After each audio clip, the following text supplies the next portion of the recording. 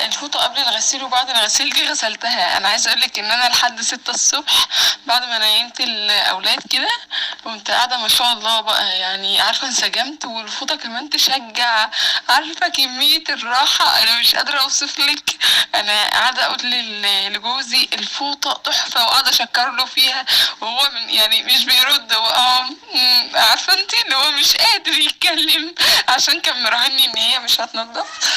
لكن بصراحة خيبت توقعاتي خالص. وانت قاعدة تقولي انت بتحتاج دعك، ولا دعكت ولا اي حاجة، يعني اللي هو حاجة بسيطة خالص.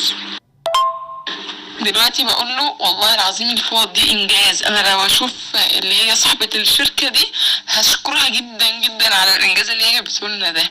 وغير كمان بقى بقول له ايه، انا اللي هقول له بعد كده حساب الفوطة 120 مثلا او 190 ايا كان، بيسأل على حاجة ويقول لي غالية، هحط صوابعي في عينه. عشان اللي كان زماني جايبة كام كمية منظفات بكام، وبعد المنظفات مرطبات. لا بصراحة رهيبة. وانا لسه كمان